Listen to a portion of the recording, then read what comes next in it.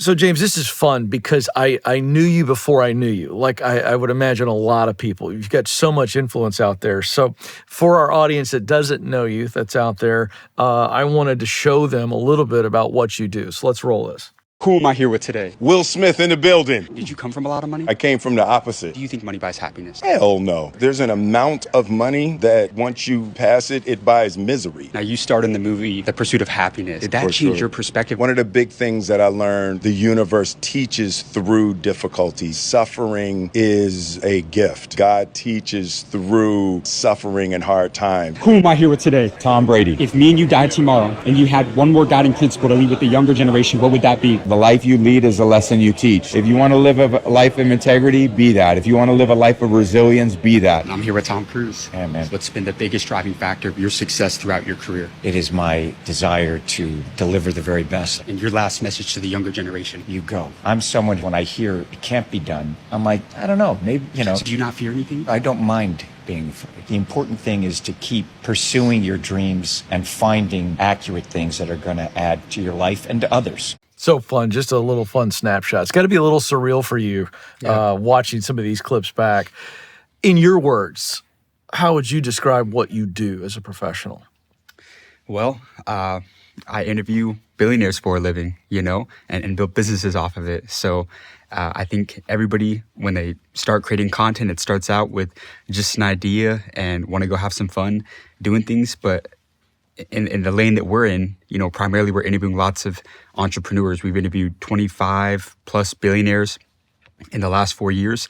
And so at a certain point, it's like, man, instead of building a media channel, let's build a media company. So that's kind of that phase that we're in, not just focused on content, but now building businesses on top of it as well. Okay, let's talk about that. So you mentioned businesses, yes, but with this particular line of work where you're interviewing successful folks, what is the why behind it now? And is it different than what it was when you started? That's a great question. When we initially started the channel, we started because, I got really good at content creation in 2019, 2020. And I just saw this tremendous opportunity with the creator economy. And, together with my brother, Jack, my other partner, Josh, we all shared a collective passion and, understanding somewhat of business at an early age. And we're like, man, the creator economy is a $250 billion industry. We like, business. Let's go start a business media channel. And I think another, thing to be said about this is when we first started this channel, we weren't doing interviews. We were making the content ourselves. But then we kind of came to a realization that the world doesn't need any more young 20-year-old kids giving people advice about business. We could pivot and go seek out and find those industry experts that had 20, 30, 40, 50 years of experience and be that bridge, to the 1% to 99% of other people. And that pivot was very important. And the reason why I think it was also, crucial to our success is because, we were blessed and fortunate growing up with a lot of great mentors in our lives, but a lot of our peers didn't have that. And so for us to kind of be the ones to go and get those people for not even just the people that we knew, but for everybody around the world at this point now, I think that was a big part of the why for sure. Yeah. So what is it now? Well, I think any hyper successful person, you've interviewed billionaires, you spending time with guys like Dave and hyper successful people, you get to a point where you get happy, but really never content. And I think that's kind of what I've realized is that there's so much more to keep on doing. We have 17 million followers. We do 250 million views, but I still feel super small in a good way, though. I'm extremely happy. We're very blessed with how far things have come and how far we've taken things at an early age, but there's still so much more to do. How old are you now? 23 years old. 23, my goodness.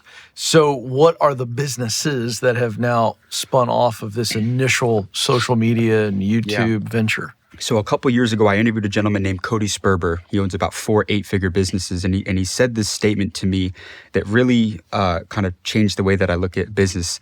And it's that a savvy entrepreneur, he looks at his business and he looks at two things. Number one, all of the different people that are making money off of their efforts. And number two, all the different ways they can be making money. It's this concept that goes back to Andrew Carnegie and vertical integration. And I look at us as, okay, our core business is content. We've got 17 million followers. We've got great distribution. We do more views than 99% of people that create business content. Okay, here's the thing though. When you create content as a content creator, you don't own that content. Facebook can decide to not pay you. YouTube can decide to not pay you. And that happened to us. And so just a quick little story, but we're like, my brother, my partner and I were a year into building the School of Hard Knocks. And I'm still in college. I think my brother Jack maybe is like just graduated college. And we all went kind of full time after about a year into building the channel.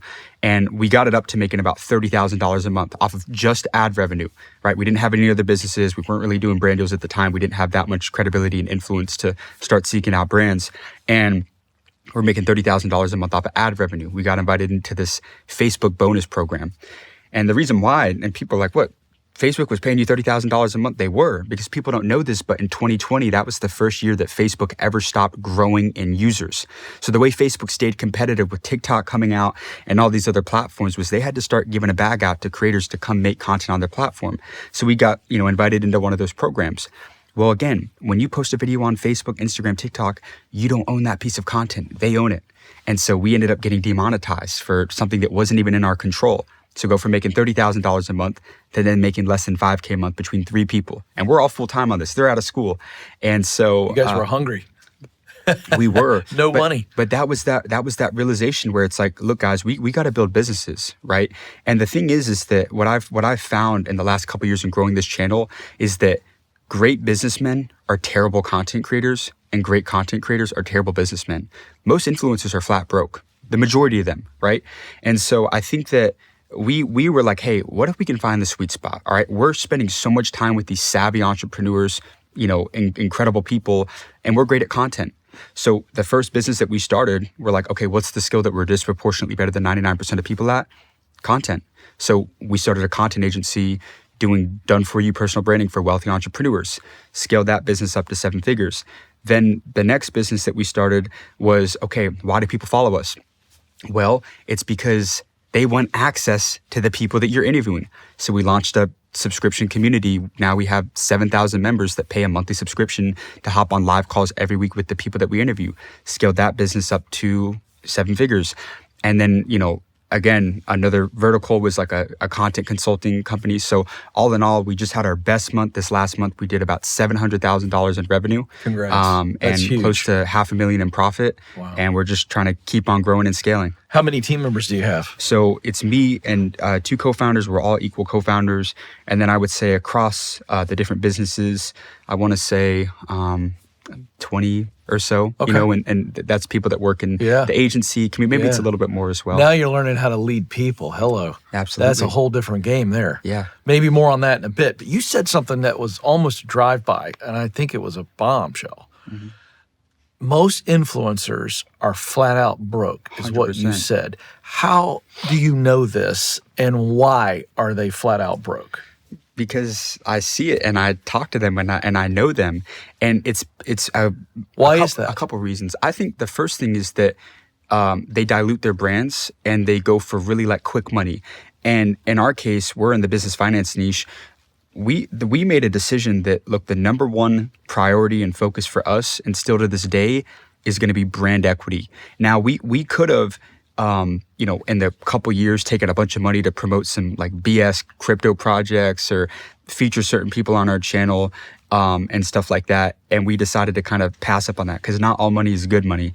But anyways, I think the reason why is because you have to know the business side of things. There's a misconception that like TikTok pays like a lot of money, and they really don't. And if you're not monetizing, if you're not like selling like a legitimate product or service, like you're maybe making a couple $1,000 off of ad revenue, maybe if you're getting good views.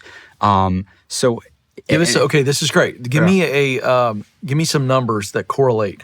So, how many followers? How many views? would only get you a couple grand that you're actually netting. I mean, it's funny. I love that we're talking about this because I always tell my team members that I don't even look at ad revenue as like an income stream because I go back to that time when we got demonetized. I never want to ever be relying on it. That's good. If it adds, $50K extra, from YouTube and TikTok and everything collectively, then great. But it's like I don't even want to, consider that as a stream.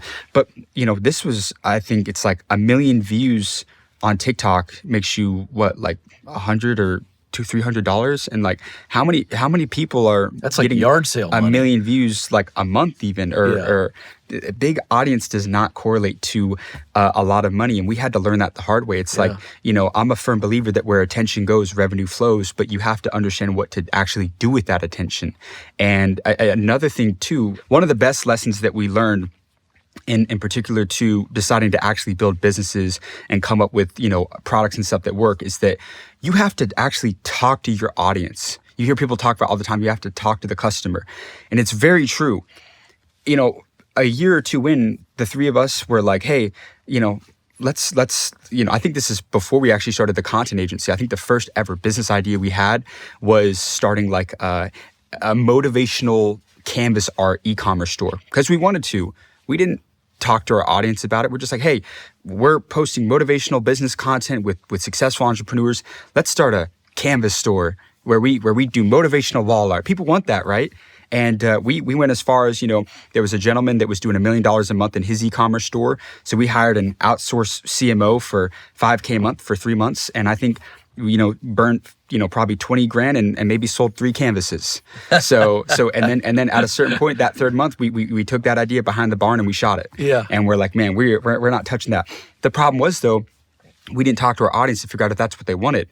Now, when we launched the subscription community, we were very diligent about, hey, if we wanted to build the #1 community in the world for entrepreneurs, what do you want? Is it more content? Is it longer interviews? Is it direct access to the people that we interview? What is it that you actually want? And so when we did that, that's what enabled us to really build something. That's when they said we want access to these well-known people that you're interviewing. Because we're in the bridging business, and that's beautiful, and that's in the form of a phone call that they get? Yeah, every week we bring in a different 8-figure, 9-figure, or billionaire entrepreneur on live calls, just off the relationships that we built with these people, and have them, be able to answer questions of all the members that we have that hop on the calls. Here's what's impressive about that, having interviewed a lot of the same people. I'm sure we could go down the list.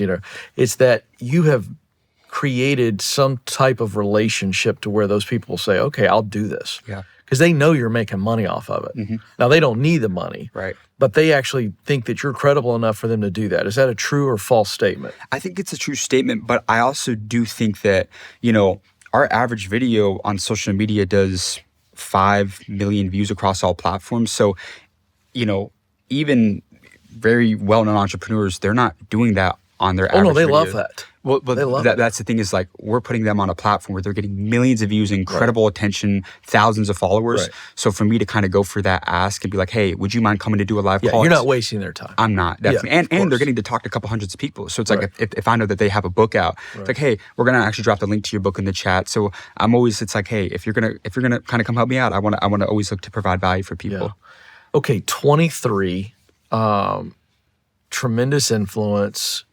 multiple businesses, and you're still, my goodness, you're a pup. Yeah. And I don't mean that in a negative way. I mean that with just, wide-eyed amazement that you've set out on this path.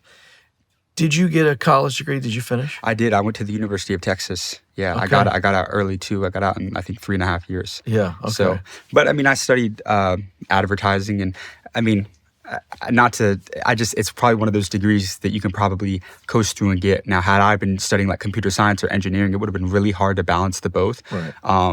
But I tell, younger people that I think you can do both. More important than the college degree is really the city that you live in. The best decision that I ever made was moving outside of the Washington, D.C. area, because I grew up in Northern Virginia, right south of D.C., to Austin, Texas. Why is that? I was going to ask you that anyway, so let's go there. Look at the businesses in DC. It's all federal agencies. It's government jobs. It's contracting. It's defense. I tell people, if you want to go be a legislative correspondent and go into politics, go to DC. If you want to go do your own thing, it's not the place to be because it's not as collaborative. It's not as open-minded. So Did you do a lot of research on Austin? my brother Jack, he was 2 years ahead of me, and he went to the University of Texas. Okay. And so he was getting mentored by. Do they have Buc-ee's out here? Yeah. So one of the owners of Buc-ee's was mentoring my brother. Oh, wow. And so my brother moved out to Austin, went to the University of Texas, and was learning directly for 2 years straight from a $1 billion CEO. And so that, he had the biggest impact on me wanting to move out to Austin and kind of end up going the bit more of the business route. You cannot win the day if you lose the night before. I've learned this the hard way. I've tossed and turned and woken up like I got hit by a truck and, not surprisingly, act like it the rest of the day. When I don't sleep well, I'm more distracted, less patient, and honestly, I'm not at my best. That's why I made a change. I got an avocado green mattress. And here's what I love. It took me less than 2 minutes to take their quiz and find the right fit for me. And the peace of mind? No toxic chemicals, just organic, breathable materials that help me sleep cooler and deeper. So, whether you want to show up sharper at work, be more present at home, or just get your guest room ready for the holidays, go to avocadogreenmattress.com/Ken. Their Black Friday sale lasts all of November. And with the code KEN50, you save an extra $50 on top of 20% off site-wide. That's avocadogreenmattress.com/Ken. Code KEN50. Avocado. Dream of better. You're the human proximity principle. You really are. And I know you don't know what that is, but I've got a copy of it. This is a #1 best-selling book that I wrote several years ago. Yeah. Okay. Now, here's what the proximity principle says. Okay. And I want you to comment on it. In order to do what you want to do, fill in the blank, whatever that is. In order to do what you want to do, you got to be around people that are doing it and in places where it is happening. Add to it, try to debunk it. I don't care. People will take you places that money can't. That's exactly right. Yeah. And it feels like you have you've monetized this idea, right, of getting around successful people. Yeah. What I want to go back to is when you made the pivot from you guys giving out advice to I'm going to start just hunting down successful people and stick a mic in their face and see what they give us. How early on did you realize you were getting a master class? You weren't just creating good content. This is a great point, and I think there's a beautiful lesson to be made here, though, because even for those first couple of years that we were doing the interviews, we weren't taking action on a lot of the stuff that we were learning, and it goes back to this thing. I don't want to butcher it, so give me a second. Most people are addicted to education but allergic to execution. That is absolutely gospel truth. Amen. I'm going to do an altar call, and we need to baptize people in that truth. Listen. I'm telling you, it's. And a lot of the problem is people are just constantly consuming all this like hyper motivational content, which is great, but it's like, okay, like let's do stuff. And I'll give you another one right here. Information can change situations, but only through implementation. And so that's the thing. And like, I think what those people that go to conferences, I think what ends up happening is there's just so much all over. And it's like, what I've seen is the best format if you're going to a mastermind, and the most successful people that I've met that go to those types of events or those high ticket masterminds, it's like you go and you just need like one or two things to go bring back into the business, to go test, to go implement. And I think that's what it is. I think it's like one thing little bit every day, and then double down, double down, bring the people that you need. And then, so I think that's important. Get out on the field. Yeah. The pregame locker room hype, and then when the coach calls you, you don't want to run in the game. And that's the problem. Love that. Okay, so I want to break the proximity principle down, right? So there's three: the people, the places, and then practices, right? So I want to talk about some people in your life.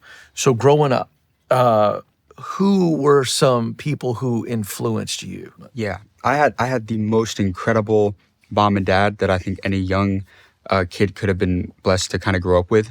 Neither one of them were entrepreneurial by any means.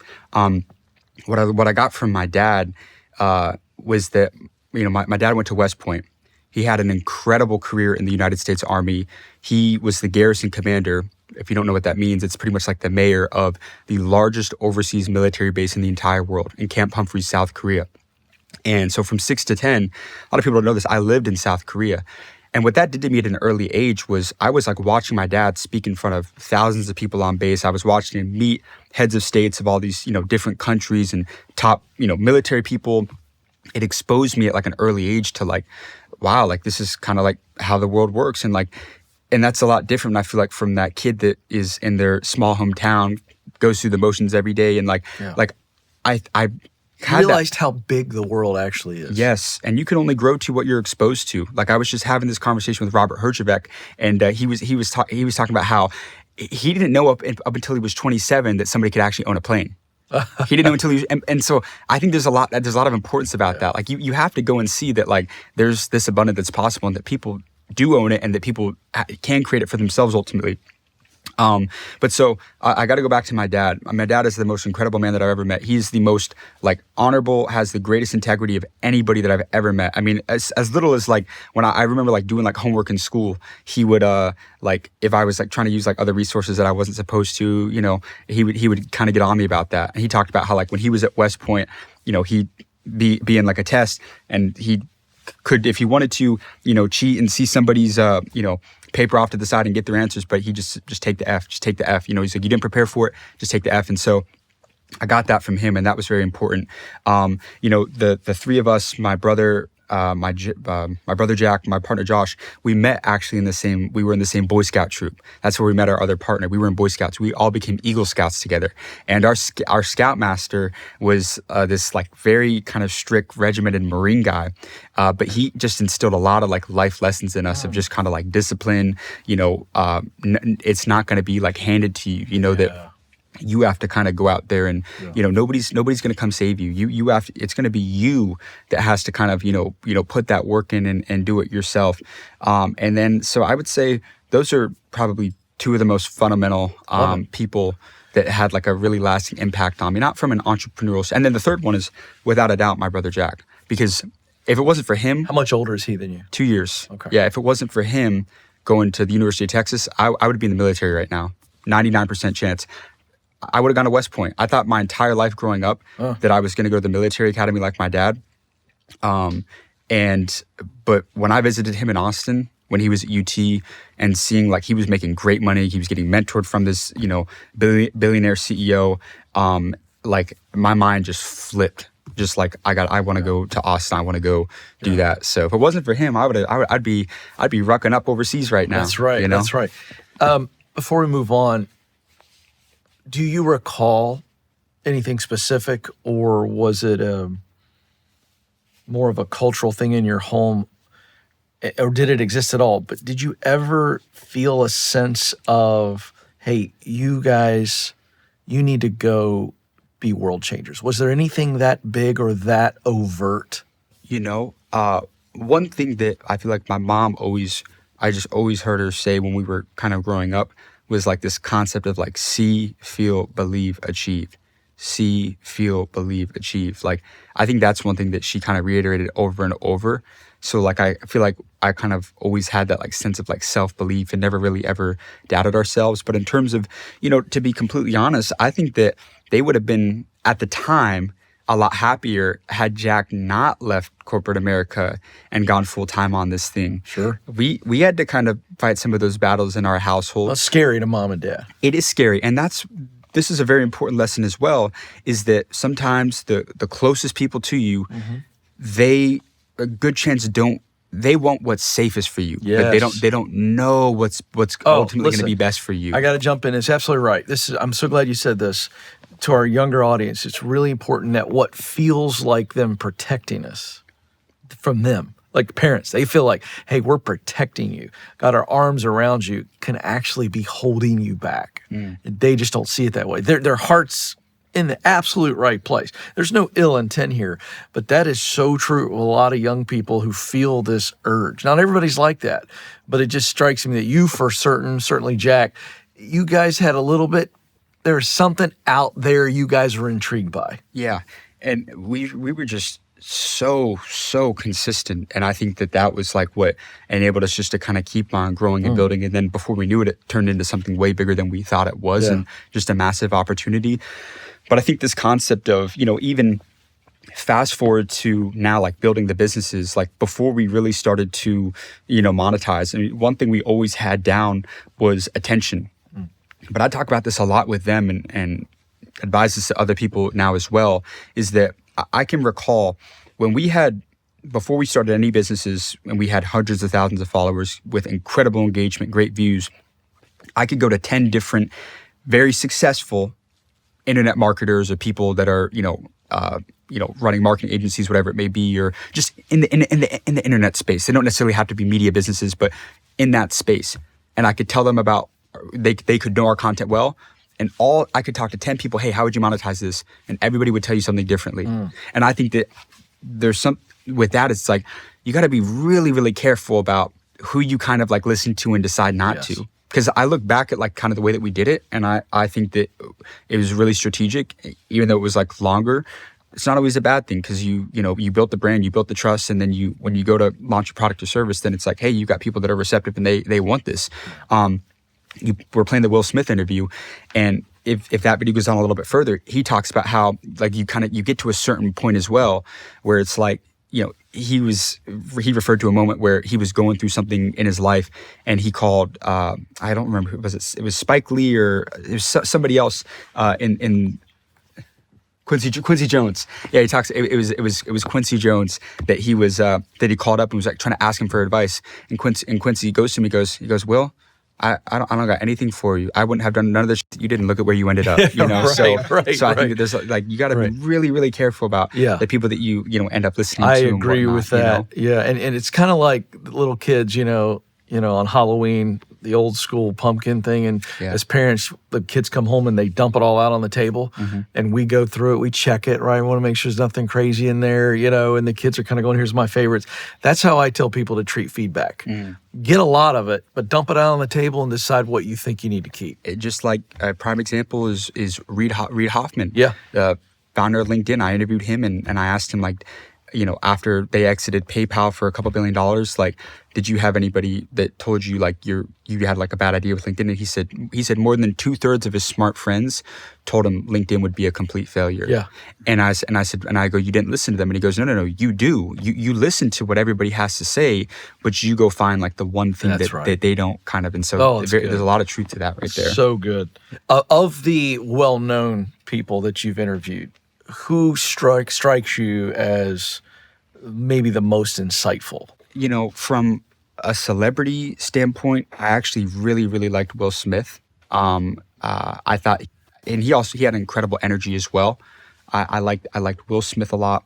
I thought John Morgan, the billionaire lawyer out of Orlando, was also an awesome interview. Mike Rapoli, founder of Body Armor, he sold smart water, vitamin body armor for a total of $12 billion to Coca-Cola. I thought he had an incredible interview. But I tell people this, I think the best interviews that I've ever done came from the people that nobody would have no idea who they actually are. Not surprised. And that's not to take away from, like a lot of the known billionaires or like the known celebrities that I interview. I just think that, there's a lot of people out there that have incredible stories to tell. And, we've been able to kind of uncover some of those. And so I've gotten some of the most like fascinating like nuggets of wisdom out of some of those conversations that have like really stuck with me. Yeah. I love a good holiday deal, and saving money with codes and email signups and exclusive offers can be great, but it's also a trade-off. Every one of those deals requires you to give a little bit more of your personal information, and that data often doesn't stay with the store. It's sold to data brokers who then resell it to spammers, scammers, and phishing networks. Now, I'm not telling you to skip the holiday deals, but I am telling you to protect yourself with Delete Me. Over 20 billion records have leaked in recent years, so the Delete Me team of privacy experts tracks down your personal info across hundreds of shady websites and gets it removed.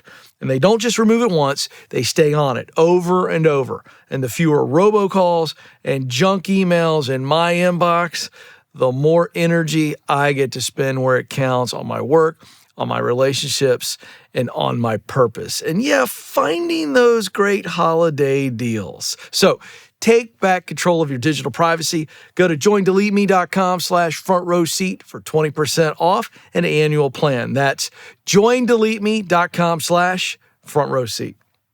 What's the craziest or most fun story that we don't see on social? We see the clips and we got the nuggets, but there was a lot going on in that interaction. Is there a really fun or a crazy story? Yeah, I think there's two that come to mind. The first, ever really like big interview that we did, and there's also a lesson here that I really like is we're about like a year in. I think it's 2022. It's at South by Southwest in Austin, Texas.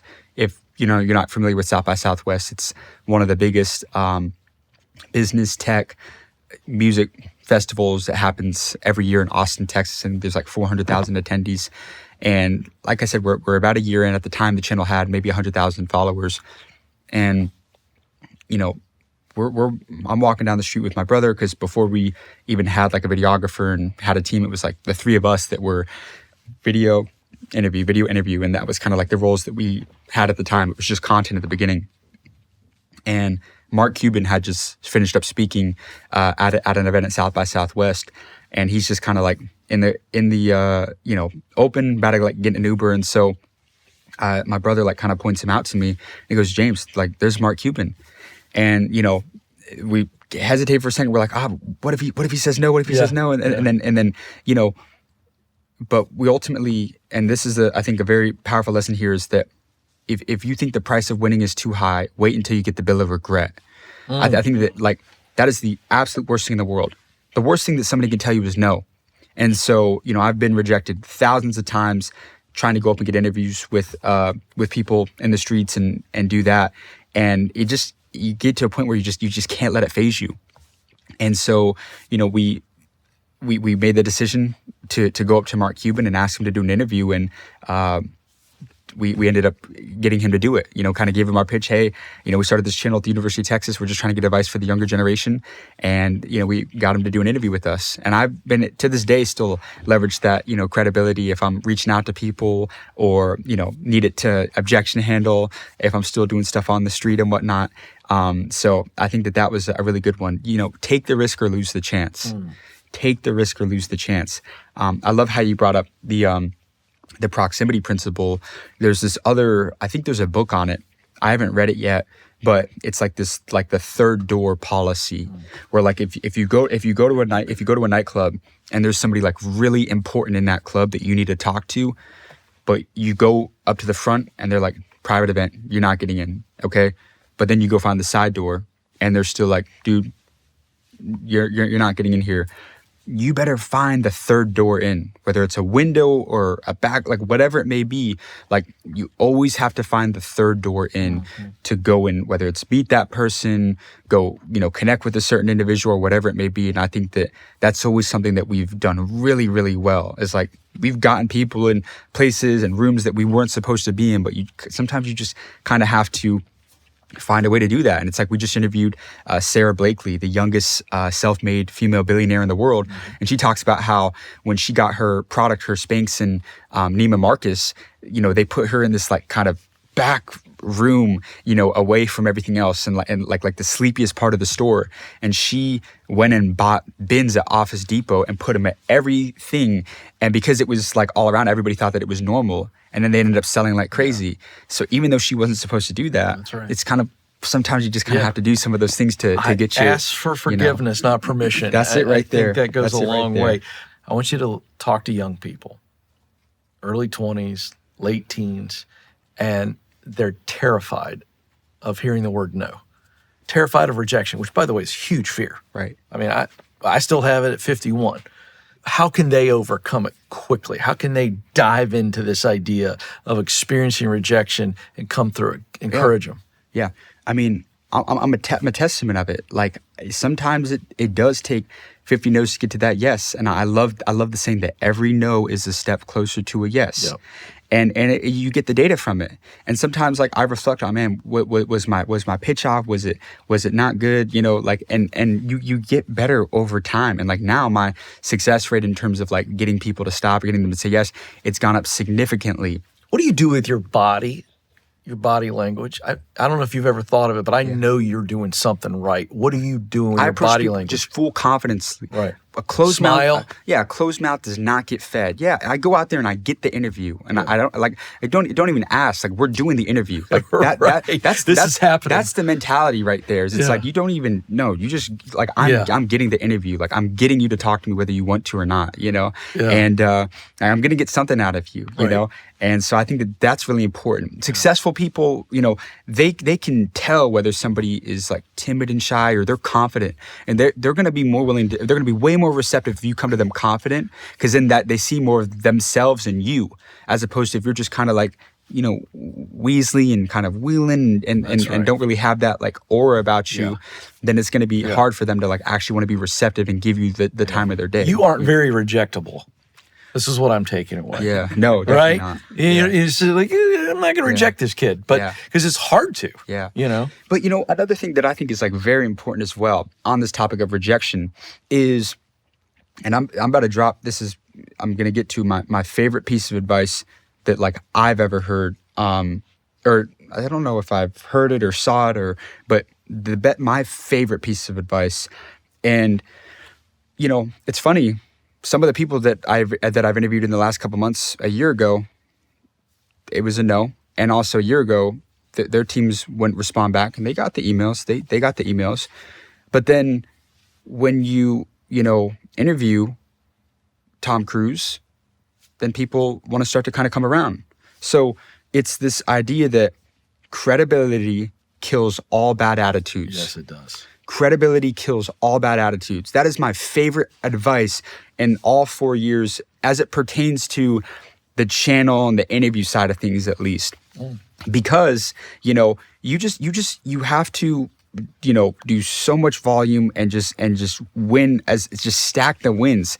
And then you get to a point where like people have no other option, but it's like, well, if this person did it, went on there, who am I to say no? Like, I have to now, you know? So it's kind of just crazy how that works out. So that's one thing that I would say is like, if you can just gradually just build your credibility, win after win, win after win, you know, whatever it may be, you know, if you're building an agency, client after client after client, you know, and eventually you kind of get to that point where now the people, they come to you, they reach out to you, you know? I heard, I don't know if this is true, I don't trust anything on the internet anymore, that Tom Cruise's people reached out to you guys. Yeah, it was his idea. He wanted some good publicity. Was he hawking Mission Impossible? I think so. Yeah, that makes a lot of sense. Yeah, that's good. Yeah. By the way, that was great content. And there's another one too, though. You never know who's watching. You never know who's watching you. It's true. You know, and I think that's, you know, a crazy example of that, right? You know, I guess his nephew was a big fan of our channel and showed him it, and for I guess like over the last year, like he had been seeing a lot of our stuff, and then when it came time to again, where, you know, preparation meets opportunity, you know, and you know, he was like, hey, let's get on a couple things, and went to Paramount, and Paramount came to us. Okay, so I'm going to rapid fire you for a second because I'm going somewhere. Okay, who is your core audience? Describe them. Our core audience is 25 to 35 years old, and men, high 60s% men. What are the searing problems that demographic of people? Let's just like make it men, make an easier answer for you. 23 to 35 that they're facing that you guys are directly addressing. Not having access to great mentors, I would say, like putting them in the rooms of people who've actually been there, done it before. Like I like to say, mentorship is wisdom without the wounds, right? Because there's people that dedicated 20, 30, 40 years of their life to going to solve a certain problem, build a certain business that, you know, you no longer, if you're smart about it, you no longer have to spend 40 years trying to do something that you could really, that's great. You know, you can, it's the learning curve aspect side of things. You can collapse time. And so I think that that's one of the things that we're able to do. And then also, you know, with the content consulting is just helping people, you know, or the agency, the content consulting is like helping people, you know, actually build that online presence and that brand online. Because, you know, the two greatest opportunities in today's world is, you know, obviously there's a lot of light shed on AI, but I also think it's the attention economy. You know, Ryan Serhant, we've interviewed him a couple times in New York City. You know, he's going to sell over $5 billion worth of real estate this year.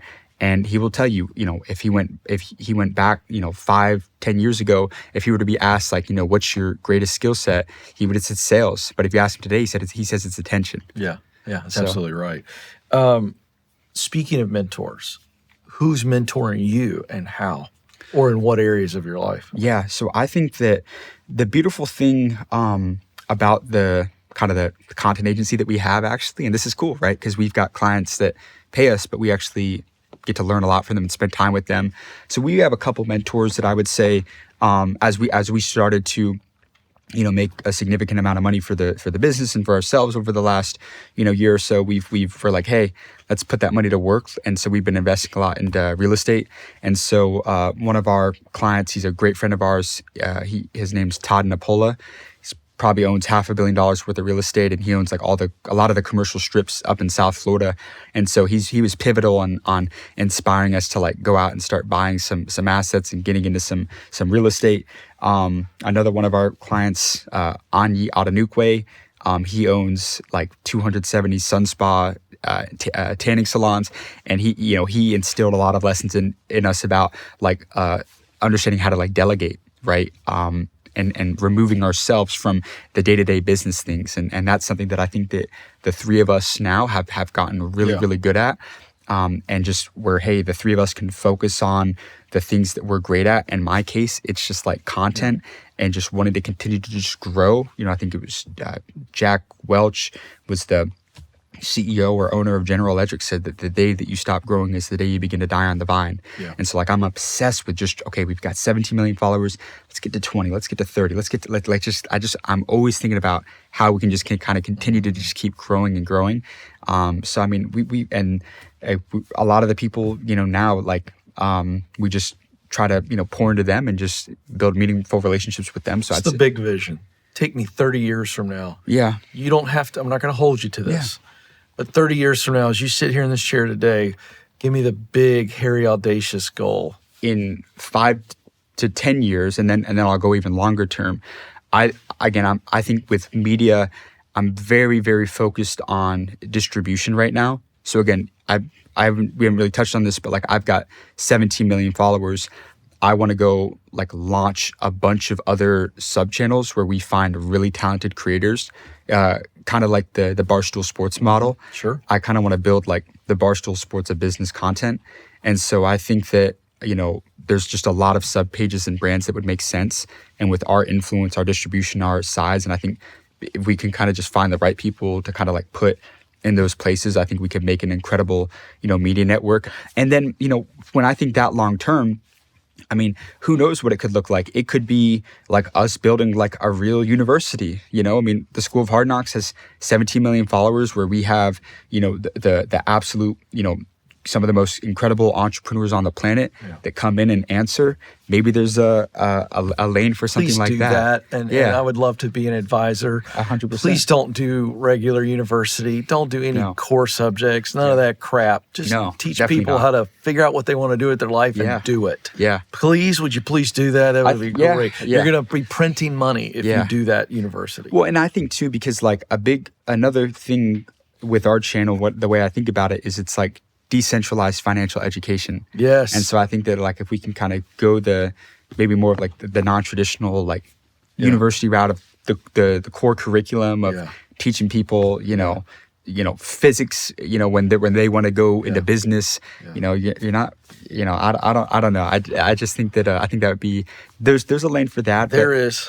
I think thinking out that long term is really important because that's another thing too.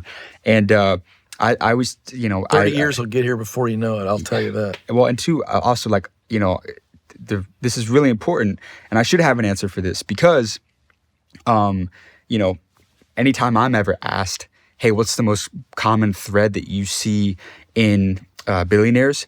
I would say that, billionaires think in decades, not days. That's right. And, I can give you countless examples, right? Reid Hoffman, like I asked him, if you were to start from zero and you had to make $1 billion in a year, what would you do? And he goes, I never play a 1-year game. I only play a 10-year game. Same thing, Todd Graves. I was like, Todd, Todd Graves is Raising Cane's worth $20 billion. Sure. And I said, Todd, do you think in decades? And he goes, I think in generations, you know? Yes. So these people are they're thinking so, you know, long-term about, you know, how they operate and do business. So do you ever wonder what your role is with young men, given your very early success and massive influence, when we look at the data, how many young men are despondent? You know, I have no idea what I want to do with my life, or if I do, how do I get there?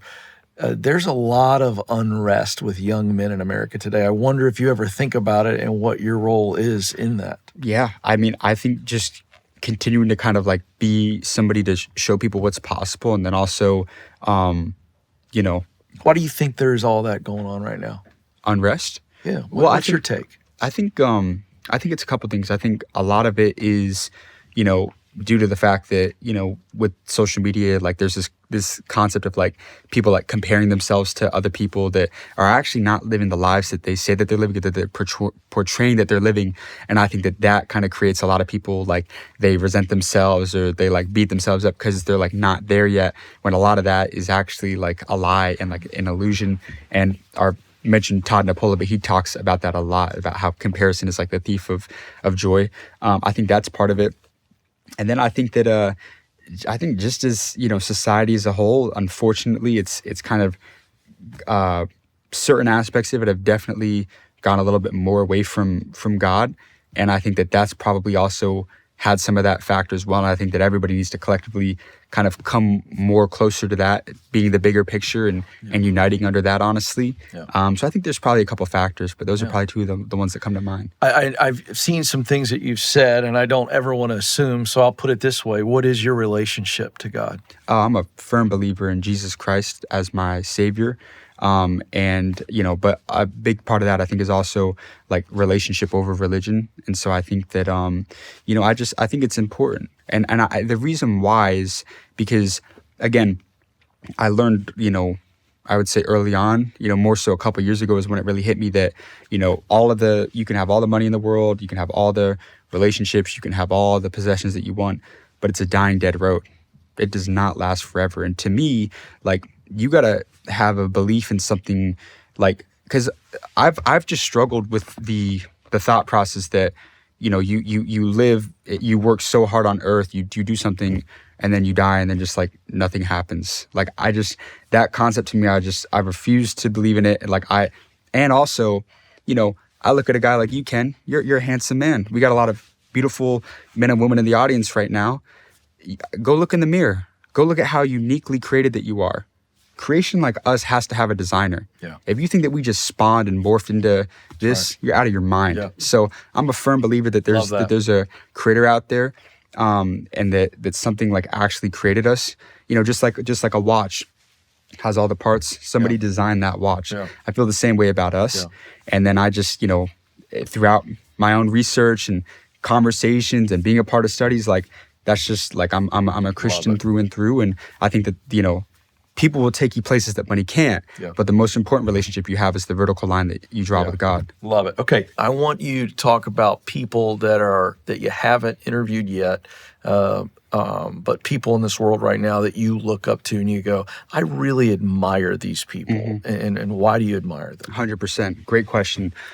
First of all, like somebody that I would absolutely love to do, President Trump for sure. I think he'd be incredible. I think we'll still make that happen. What would you ask him? First question out of the gate to him. Well, I think there's a couple things. I think that one would obviously, I think you've had a lot of people you know, touch on this fact that like you're a billionaire, you've done all these things, and it's like I don't think I've seen anybody like dragged through like the mud, and I'm not saying the guy's perfect by any means, but like just he's dealt with a lot of and he's like to be able to kind of like deal with that immense amount of, like, you talk about people having like haters and people that genuinely just like want you dead, and like just the ability to like prosper through like that anybody that has even a little bit of haters, that wears on you in some type of way. And to kind of see like getting attacked from kind of like different sides like that, I think is kind of like crazy. Like, I don't even care if you agree politically or not, like what the guy's done. Like, you became a real estate billionaire, you became the president of the United States. Like, that's like one of the most accomplished people in history. You can't deny that. So I think That'd be a great one. I think obviously Elon Musk is tremendous. I think he would be, a really, really good one to do. I'm also a huge fan of, Kanye West. I think he would be a really fun one as well. I think that, he's an incredible musician, business as well. And then also again, like I don't know. I like the concept that the ability to like not worry about like what other people think about you. Yeah. And I think he embodies that more than anybody else. Conor McGregor, I think, would be another fascinating one to do. So I think those four, and also I think Kim Kardashian, I think she'd be a fun one as well. Just off of general principles, I know that video would go crazy. Yeah, I was going to say, I think this highly the five of them together is a pay-per-view ticket. That's an unbelievable list. All right, right here in front. James, phenomenal so far. I had the great privilege of being partners with Alex Hormozi at Gym Lunch, and so I saw someone who we constantly talked about, is it better to get rich quick or think about getting rich guaranteed? And I think in the seat that you sit in and the influence that you have, especially with the 25 to 35-year-old set, I'm curious, how do you balance that? Because we're in this attention economy. It's very much short cycles and what can happen today. But you talked about real estate. Real estate is one of those things that over time, the numbers effectively get you to where you want to go, depending on what that target is. So just curious, how do you think about it in content and for yourself as far as the get rich quick versus get rich guaranteed over time? I think that's a great question. I think that, think about media. Media is a long game, right? So, again, for us, we went the first 3 years of paying ourselves $2,000 a month, even as the business kind of was starting to grow. And there's a saying that I love is that stay small enough long enough and you'll be big enough soon enough. So even as we started to scale up to like $30K a month, we're making $80K a month as a business, we're making 100 more, like even now, like last month we did $500K in profit to me and my two co-founders, and we paid ourselves like $15K out of that, right? The rest we're gonna invest all of it into some real estate. And I think about media, I was talking about how a lot of people, they dilute their brands very quickly. And I just think that I think this is great. We were just having this conversation about if we were to go back and tell ourselves something when we were first starting out, like starting the channel, like what would you do differently? And I was quick to go, oh, I would have told us to do this a lot sooner and do that. And then my partner Josh, he goes, no. I think we did it at the right time. Because again, we built up so much trust and so much kind of credibility that, again, we touched on this a little bit earlier, but by the time it went to kind of, launch something for people to kind of come in and buy, then that's there. But it took a couple years. So I think it is a balance, obviously. And some of those investment vehicles, it is a very long game like real estate. Warren Buffett says you get rich slow. But I also don't think it has to be that way. I think that as long as you are diligent about, the brand comes first, you capture this attention, and then you find out something that people like really want, and you can offer that and you can fulfill that need, then why not make a lot of money doing so? Okay. All right, let's do this. Jack, come in here. This is great. I'm calling an audible, but I'm gonna have him come around here and we can capture all this. This is fun. This will be a quick 2-part question. So, Jack, thanks for coming in here. This is fun. So, you're the older brother. Yes, sir. How many years older? I'm 2 years older. 2 years older. You inspired him to come to Austin, to go to the University of Texas. Fantastic stuff. Family business. Not everybody does it well. And I love that this is a family business. 2 bros. You got the partner. I get that. Question for both of you. I don't care who goes first. What is a quality you most admire about each other? We interviewed a guy like on the street one time, and he said, you got to have that thing called the fire in the belly. Well, this kid's got it. And we would not be where we're at today if it wasn't for his persistence and his drive to just be relentless, to go get some of the most amazing content in the world to help not only the younger generation, but everybody out there that's trying to, that maybe they're stuck and they need to, find that new path in life. But we're just trying to create amazing content. It wouldn't be possible without his persistence and courageousness to go out and do that. Love that. Favorite quality about Jack? A lot of siblings, I feel like, especially when there's like a younger brother, an older brother, or, sisters, brothers, whatever it may be, a lot of younger brothers, I feel like a lot of older brothers, especially like when they have their own friend group, they treat that younger brother like absolute shit, and they like seclude them. They're not nice to them. At every step of the way in our lives, when we were in South Korea, when we were back in the States, when we were in Austin, he always included me with his friends, always did that. And even in business now with, the 20 plus employees, like he's just always been incredibly inclusive of everybody else. And in particular with me is, as I acknowledge that about him and admire that, is that I've seen it firsthand, even with like friends that we had of other brother dynamics, and they just never really had what we had, being that we always embraced one another. And I think that's a big reason why, being in business together, it's been very powerful, because we always say that it's us against the world, Love that. All right, I want to highlight this, not to, shed negative light, but for our audience to learn here. What is a difficult, not about each other, but what is something that you guys have found is a challenge and we have to overcome this about working with your brother? Well, here's the thing, is the beautiful thing about being in business with family and then also very close friends is that you have that factor that a lot of businesses fail because of like lack of trust or a business partner doing something shady behind one another's back. And you don't ever have to worry about that here. Not that I know of. No, I'm kidding. I'm kidding. Yeah. But you don't have to worry about that. Like that trust factor's there. There's a certain moral standard that we all kind of hold one another to, and the values are set in place. Where I think that it doesn't work, and again, maybe you kind of have an interesting perspective on this that I don't, where I think it doesn't work in most cases, but I think that we've been able to make it work, is I feel like familiarity breeds content. So when you are like with your close friends and family, that familiarity brings content, comfort. None of the three of us, we are not yes men. We will argue, we will butt heads, and we will like come to a conclusion and a decision, and it will not always be pretty. But you have to, if you're going to go into business with friends and family, you cannot be yes men. And I think that's one of the reasons why it has worked out very well. Because we didn't have anybody that was like, if there was a disagreement, if people didn't agree, we weren't just going to be like, oh, no, you're right. No. We would go at it. And the nice thing about having three partners is you kind of have that 2-to-1 split oftentimes. So that way it's like, okay, if two people are leaning towards this thing, then it's like that person that's not in the majority kind of has to go on to the other side. Well, absolutely. Because, some people would be like, oh, are you, your brothers, do you agree all the time? Or are you always butting heads? And it's like, when we go into business, we're business partners. Yeah. Like, yes, we're blood, but at the end of the day, like, I'm sitting at the table because I have my own convictions on how we should do things. He's sitting at the table because he has convictions. And that's when you're building a company, you don't want to hire everybody that's just going to say yes to what you want to do.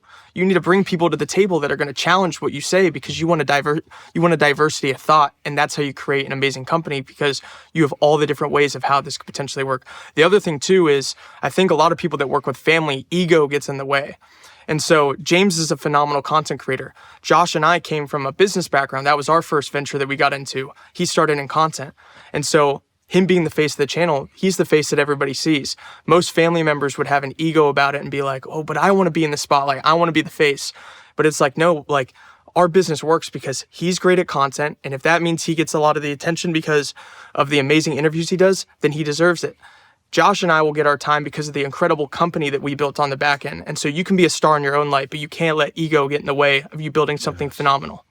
So good. Jack, thank you. That was fun. Thank you, dude. Yes, sir. Right. Appreciate it. All right. I'm going to give you a scenario. I want to fast forward you to, hopefully you're a very old man and your time is coming quickly to head into eternity. All your family is gathered around. They know it. And you're in this moment of rewinding and looking over your life as one would do in that scenario. I always encourage people to live a life that you can reminisce, not regret. So what's something right now at 23? You go, I don't want to be in that scenario looking back on my life, and I don't want to regret either having done this or regret not having done this. What comes to the top of your mind?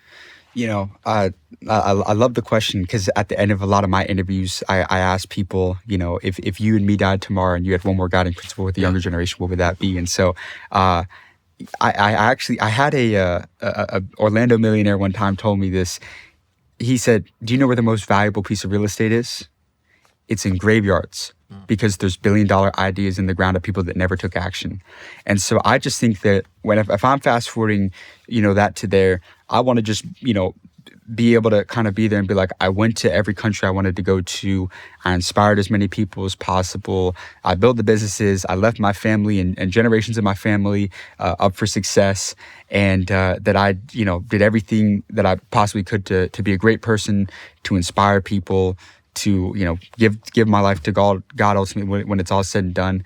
And I don't ever want to have the regrets. I said it earlier, but I think genuinely, if you think the price of winning is too high, wait until you get the bill of regret. I don't think there's anything worse than that. And that goes back to like just removing that fear of rejection. The worst thing somebody can say is no. The worst thing is it doesn't go your way. But what if it does? What if it does? If I didn't go up to Mark Cuban, then I would have forever been living with that regret. It's like, man, what if we got the interview with Mark Cuban, right? But on the flip side, it's like we did. And I always look back at that and use that example because we were small. We didn't have any reason for him to do an interview with us, but we took the shot and we took the chance. And so I think that just always ensuring that you're not afraid to go after it. Love it. Well, folks, questions are the keys that can unlock anything that we need to learn in our life. And so out of today's conversation, what did you take away? What's something you took away? Are you taking notes? I mean, these conversations are designed to make you think, feel, and do. And so I wrote something down that I'm going to take away. I think it's so good for all of us. James said, credibility kills all bad attitudes. And, I think that's true. And I think of the work that I do. I want you to be thinking about what you do, whether it be in your relational life or professional life, where there is some type of rejection. Maybe somebody's not taking you serious. Maybe they're just not paying attention. We live in a world where we're trying to get everybody's attention for all the wrong reasons. And I cannot emphasize enough how much this statement really does impact me, and I want it to impact you. So where in your life can you create more credibility? Be thinking through that in the days and weeks ahead. And I think you're going to see great results as a result of that. Hey, if you enjoyed the conversation with James today, make sure to let us know by liking and subscribing. And if you'd like to join us in studio for a future live recording, check out the link in our show notes for up-to-date info on guests, dates, and opportunities. To my friends in the room, thank you all for joining us for this conversation. Would you join me in thanking James for hanging out with us today? That was great, man. Thank you.